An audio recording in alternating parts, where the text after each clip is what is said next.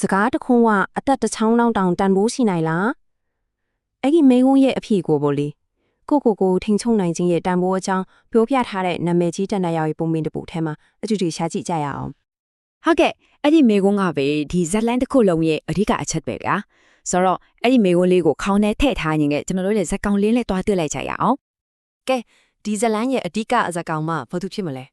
သူကတော့စကားပြောတာကိုအယမ်းကြိုက်တဲ့လိတ်တကောင်ပေါ့ဒါပေမဲ့သူ့မှာအားနည်းချက်တစ်ခုတော့ရှိနေတယ်ဟုတ်ပါပြီအဲ့ဒါကတော့စကားအယမ်းများတာပဲ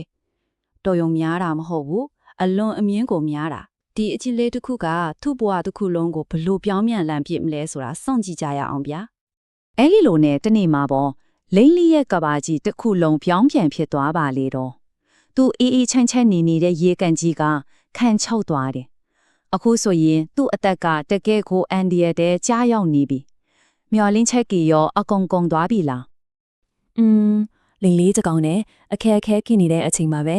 ကံကောင်းကြတော့မိတ်ဆွေ9ကောင်ရောက်လာကြတဲ့သူတို့စီမလေးလေကိုခဲဖို့အတွက်တော်တော်လေးကိုကောင်းတဲ့အစီအစဉ်တစ်ခုရှိနေတဲ့သူတို့ရဲ့အကြံနာရိုးလေးပဲဒါပေမဲ့တော်တော်လေးကိုချီရောက်တယ်တုတ်တချောင်းရဲ့တယောက်နဲ့တယောက်ယုံကြည်မှုရဲ့ပူးပေါင်းဆောင်ရွက်မှုရဲ့ဒါတွေရှိရင်လေကိုဖေးခင်းတဲ့နေရာစီခေါ်သွားနိုင်ပြီဒါပေမဲ့အရေးကြီးဆုံးစီကံချက်တစ်ခုတော့ရှိနေတယ်ဗျာ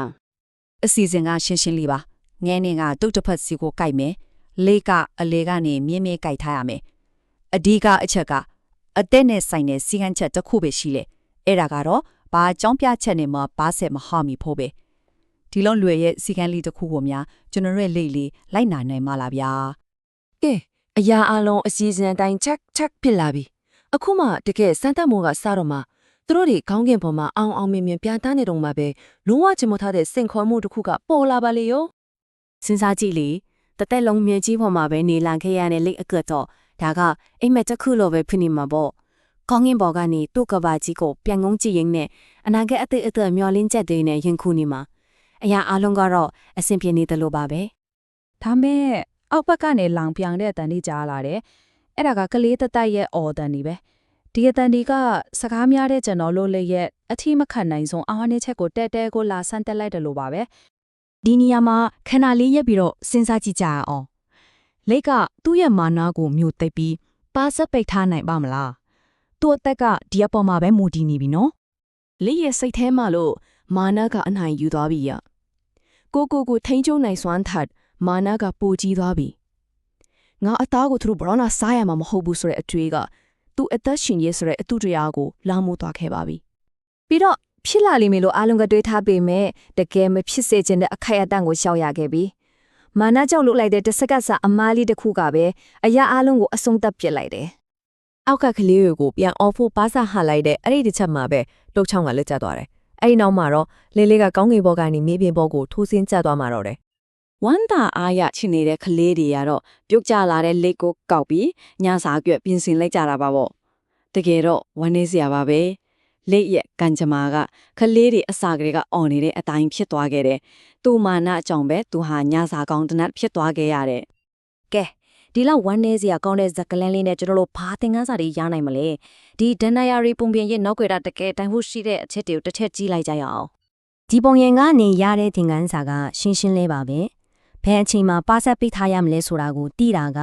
အသက်ရှင်ဖို့အကျဉ်းအရေးကြီးတဲ့အရေးချင်းတစ်ခုပဲပြီးတော့မာနဆိုတာကလည်းကိုယ့်ရဲ့ပျက်စီးခြင်းရှိကိုတိုက်ရိုက်ခေါ်သွားနိုင်တယ်ဆိုတာပါပဲအဖြစ်ပြက်ကိုပြန်ပြီးခြုံကြည့်ရအောင်သူ့မှာမွေးရပါအားနေချက်ခိတဲ့စကားများပါရှိတယ်အပြင်ကစမ်းသပ်မှုကတော့ခလီတွေရဲ့ခလောင်ပြောင်းမှုပေါ့အတွင်းစိတ်မှာတော့မာနကအတိတရားကိုအနံ့ယူသွားတယ်အဲ့ဒီတော့အကျိုးဆက်ကပါလေကောင်းနေတဲ့အစီအစဉ်တစ်ခုလုံးပျက်စီးသွားတာပဲဒါကဘာကိုပြလဲဆိုတော့တိတ်ဆိတ်နေခြင်းဆိုတာအားနည်းချက်မဟုတ်ဘူးတခါလေမှအဲ့ဒါကတကယ်ခွန်အားအစစ်မှန်ဖြစ်နိုင်တယ်ဆိုတာပါပဲကဲဒီเจ้าရလေးကိုမပြီးဆုံးခင်မှာစဉ်းစားစရာမေးခွန်းလေးတစ်ခုနဲ့အဆုံးသတ်ကြည့်ရအောင်